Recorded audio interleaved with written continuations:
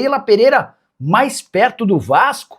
Preciso contar também sobre um ótimo zagueiro que pode ficar à disposição no mercado brasileiro. Fala aí pessoal, sou Jorge Nicola, bem-vindos a mais um vídeo do canal, sempre bom ter vocês por aqui. Sem perder tempo, pedir para deixar like, se inscrever no canal e ativar as notificações. Leila Pereira pode ser presidente da CBF, ela sonha com um terceiro mandato no Palmeiras ou pode assumir o Vasco num futuro não tão distante? Presidente do Palmeiras, na capital peruana, por conta da final da Libertadores, foi perguntada sobre o seu futuro. Primeiro ela respondeu sobre a chance de assumir a presidência da CBF, e esse boato ganhou mais força nos últimos tempos, até pela proximidade dela em relação a Samir Schaldi, novo presidente da entidade. Abre aspas para Leila, não, de jeito nenhum. Não quero ser presidente da CBF. Eu gosto de clube de futebol. E a Leila completa. Não vou sair do futebol. Acho o futebol fantástico. Descobri o meu lugar. Às vezes a pessoa passa a vida inteira e não descobre o seu lugar. E eu descobri. O meu lugar é no futebol. Diante dessa frase e analisando os próximos passos possíveis para Leila Pereira, eu estou cada vez mais convencido de que imaginá-la no Vasco não é maluquice. Bora aos fatos. Leila está terminando o primeiro ano do seu último mandato à frente do Palmeiras. O término do seu mandato está previsto para dezembro de 2027. Durante esse ano, a Leila tentou, através de um dos seus conselheiros de confiança, uma especulação dentro do clube de uma mudança no estatuto para que ela tentasse uma segunda reeleição, indo assim para o terceiro mandato. A reação foi a pior possível. Até pessoas próximas a Leila descartaram tal possibilidade. Como ela mesma está dizendo que não vai para a CBF e a Leila afirma que quer continuar no futebol, eu começo a entender que os últimos movimentos feitos entre a empresa dela e o Vasco da Gama podem estar cavando um espaço para o futuro. Vale a lembrança de que a Crefisa emprestou recentemente 80 milhões de reais ao Vasco. E uma das contrapartidas em caso de não pagamento é que a Crefisa, de Leila Pereira e José Roberto Lamáquia, ficaria com 10% das ações da SAF vascaína em caso de inadimplência. E você, o que pensa sobre o futuro de Leila Pereira? Já usa o espaço para comentário e registra a sua opinião, beleza? Bora falar agora sobre um ótimo zagueiro que enfim pode voltar ao futebol brasileiro. Eu me refiro a Doria, 31 anos de idade, atleta do Atlas, do México. Doria foi alvo de muitos clubes nos últimos tempos, mas tanto o Santos Laguna quanto o Atlas sempre pediram um caminhão de dinheiro para liberá-lo, o que inviabilizou seu retorno ao Brasil. Mas agora a situação mudou. O Atlas deve um dinheiro ao Doria e seus representantes têm conversado com o clube mexicano em busca de uma solução amigável. Diante desse cenário e com a vontade do Doria em voltar ao Brasil, eu não descarto que ele apareça por aqui num grande brasileiro a partir de 1º de janeiro. Vale a lembrança de que o Doria, desde que foi ao México, sempre foi titular. Primeiro, no Santos Laguna de 2018 a 2024. A mudança para o Atlas não mudou seu status. Ele segue jogando com enorme frequência. Nessa temporada, por exemplo, foram 15 jogos e 1 gol. É possível que outros clubes demonstrem interesse na contratação de Doria, especialmente se essas negociações com o Atlas avançarem para uma rescisão amigável. Se você não lembra do Doria, bora refrescar sua memória. Jogador revelado no Botafogo com passagem por Olympique de Marselha, São Paulo, antes de chegar ao futebol mexicano. Vamos trocar enquete então? Vamos perguntar o que todo mundo quer saber. Quem é que vai vencer a Libertadores e ser o primeiro brasileiro tetracampeão? É o Palmeiras ou é o Flamengo? É isso, né? Não tem outra opção. A gente podia apontar nos pênaltis, né? Não, a gente quer saber só quem vai vencer. Diz aí e não esquece de deixar o like. A gente acompanhou as imagens dos últimos treinos e o que os treinadores falaram, né? E foi realmente, como a Fabiola falou no comecinho, foi muito interessante. A gente teve os 11 jogadores do Palmeiras poupados no último jogo antes da final, no 3-2 pro Grêmio. E aí ficou aquela, né? Então tá aí a escalação, mas o Abel disse que teremos surpresa. Olha só o que ele disse. Tenho a certeza que é um jogo, é uma final, mas que as equipas se conhecem melhor do que nunca, e ainda para mais o nosso rival, que me conhece ainda mais, porque eu estou há 5 anos no Palmeiras e o treinador, por exemplo, do Flamengo só está há 1, portanto eles conhecem muito mais a mim por estes 5 anos, mas como te disse, é uma final, aquilo que é o grosso nós nos conhecemos, agora acredito que será definido por detalhes, onde é que cada peça pode jogar. Nós sabemos que o treinador de Palmeiras gosta de ter vários jogadores que jogam em várias posições. A surpresa pode ser exatamente essa, as dinâmicas dos jogadores dentro daquilo que é o nosso processo. E isso sim, vocês sabem que nós temos jogadores que fazem mais que uma posição, e amanhã vocês saberão durante o jogo o que é que nós podemos fazer em função do contexto do mesmo. Em 2021 ele fez um pouco isso, né? Essa surpresa e esse detalhe, que, na final que venceu realmente justamente contra o Flamengo. Detalhe de posicionamento, o Gustavo Scarpa meio atuando praticamente como lateral esquerdo e o Piquerez como zagueiro. Mas e agora, Pedro? Qual pode ser esse elemento surpresa do Abel? Talvez o Bruno Fux, talvez como um terceiro zagueiro, talvez como um primeiro volante. O seu Abel é cheio de jogos, né? Até na coletiva, trazer um jogador que está lesionado para dar a coletiva junto com ele. Nem treinou, Pedro, hoje. Pois é, e aí dá essa entrevista, vou trazer surpresas. Tá jogando jogos mentais, talvez não tenha surpresa nenhuma, né? Talvez ele queira que esperem uma surpresa para chegar na hora e não ter surpresa.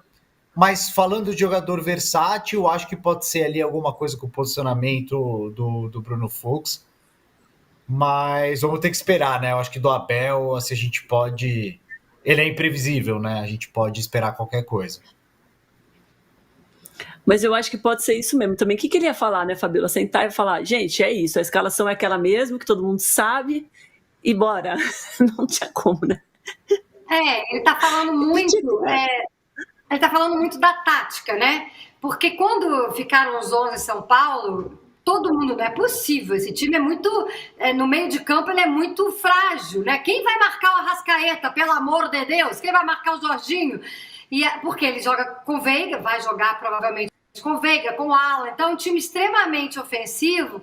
E todo mundo pensando aquele meio de campo do Flamengo. Como vai parar aquele meio de campo do Flamengo? E aí, para mim, o que ele quer dizer desse jogador versátil, que eu acho que é a tática dele, ele vai jogar com 3 zagueiros. O Bruno Fux é esse terceiro zagueiro quando tem a bola, na saída de bola, ali, na transição ofensiva. Quando está se defendendo, para mim, o Fux retoma a posição de volante ali. Quando tem a bola, a posição de volante. Quando não tem a bola, ele recua e joga como zagueiro. Enfim, ele vai fazer essa alternância entre a zaga e entre o meio de campo para poder proteger. Quando o Palmeiras não tem a bola, ele protege o meio junto ali com o Andréas Pereira. Quando tem a bola, ele fica na linha de 3 para poder sair e apresentar alternativas ali ofensivas. Para mim é isso, taticamente é isso que o Abel quis dizer na coletiva. Se ele tem algo novo que ele planejou, ele não falou, Domi. Mas quando ele fala do jogador versátil, para mim, nitidamente é sobre o Fux e sobre essa estratégia. Mas também não é muita surpresa, né? O Rafael Prado e o Igor Dancer, olha que chique, Igor Dancer, estão lembrando aqui que o Bruno Fux de líbero é igual ao jogo contra a LDU, né? Também acho que nessa altura do campeonato não tem nem que inventar também muito, Renan, né?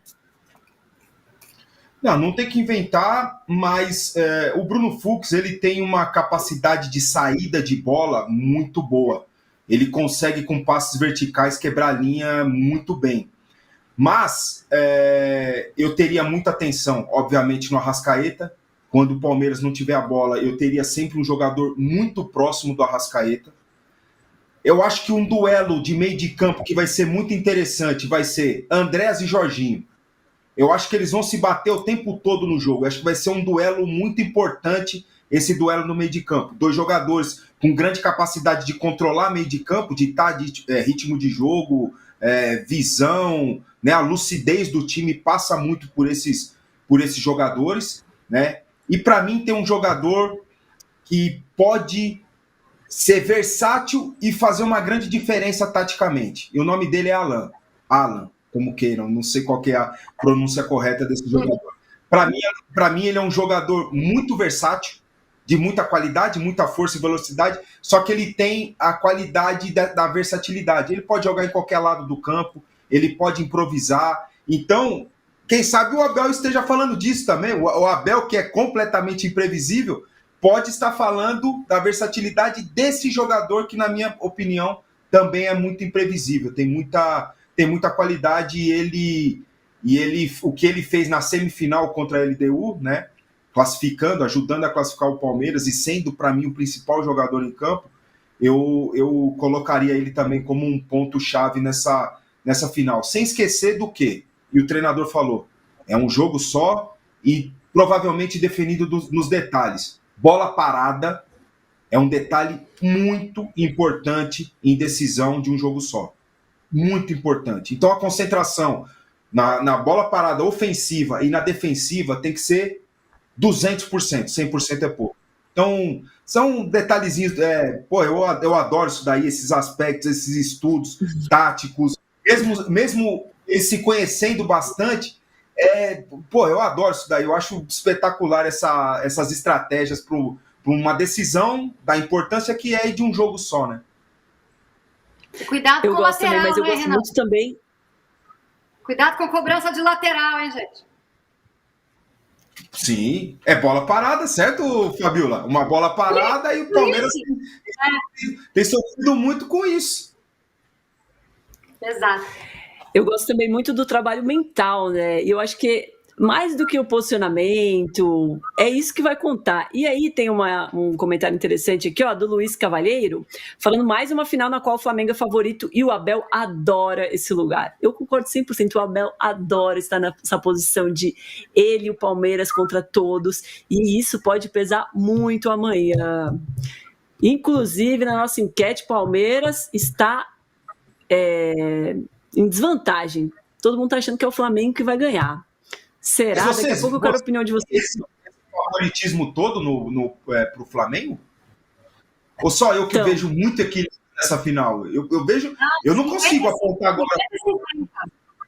50, sim, 50. Perfeito. Eu não consigo apontar esse favoritismo todo do Flamengo, sinceramente. Eu acho que ninguém apontando esse favoritismo, é só na enquete mesmo, que a galera tá votando no Flamengo.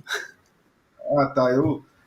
Não é torcida, né? Mas assim, falando de favoritismo mesmo, né? Animicamente o Flamengo chega mais forte pelos últimos resultados do Campeonato Brasileiro. O Palmeiras sucumbiu. O Palmeiras, nas últimas 5 rodadas, ele só fica à frente do Sport e do Vasco. Né? Que agora o Vasco ganhou hoje, mas o Vasco passou, inclusive o Vasco passou agora o Palmeiras, né? Então, mas assim, nas últimas 5 rodadas. Então, animicamente, é esse o detalhe. Mas eu não vejo esse favoritismo todo pro Flamengo, não. Vejo muito equilíbrio, mas muito equilíbrio mesmo. E eu acho até que, ainda, como a gente estava falando... Diga, Pedro. Não, que tem outro lado ainda, né? Porque como o Palmeiras deu essa escorregada aí no Brasileiro e acabou perdendo aí a chance de brigar pelo título, é tudo que restou, né? Então eles vão dar tudo, eles vão dar a vida, é a temporada em jogo, é o resultado, é o único grande objetivo que resta. Então, essa escorregada do Palmeiras no Brasileiro pode ter, na verdade, em termos de ânimo, o efeito oposto do que algumas pessoas estão esperando, né? Exato. E eu acho até que tem essa coisa dele contra todos, sabe? De colocar na pressão dos jogadores nesse discurso. Eles são os favoritos. A gente não tá entrando como favorito hoje. Deve dar uma aliviada, não, Renan? Eu acho que ele é muito... Ele é estrategista até na hora de falar, né? O Abel, ele consegue manipular as pessoas até na sua fala, né? Mas, assim, ele pode interpretar dessa forma, parecer, né? Transparecer que ele entenda que o favorito é o Flamengo, eles me conhecem muito mais, pois eu estou aqui há 5 anos e tal, né? Mas eu não entendo dessa forma, não. Eu vejo de uma forma completamente diferente.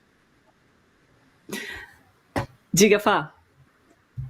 Não, é que tem pressão também da presidente também, né? Ela falou que foi a primeira, a primeira, ela falou não, na entrevista que eu vi dela falando que é a primeira final de Libertadores dela como presidente e que ela quer muito ganhar esse título, ela tem esse sonho de ganhar esse título. Ela botou pressão também para cima do tio. Ela falou: já falei com o elenco, já falei com a Bel, eu quero esse título. Palestrinas, estamos fechando mais um vídeo do canal. Não esqueça de deixar o like aí para fortalecer o canal, tá bom? Para quem tá chegando agora, seja bem-vindo. Esse canal traz notícia todos os dias aqui do Palmeiras. Então é bom que você ative o sininho de notificações para você ser avisado toda vez que sair um vídeo novo, tá bom? Hoje tem um jogo muito importante, uma grande final. Vamos ser campeão em cima do Flamengo, como sempre. E vamos dar essa energia positiva para o nosso Palmeiras. Então é isso, tô ficando por aqui. Lembrando, se inscrever no canal, dar o like e ativar o sininho de notificações, tá bom? Tchau, tchau. Fui.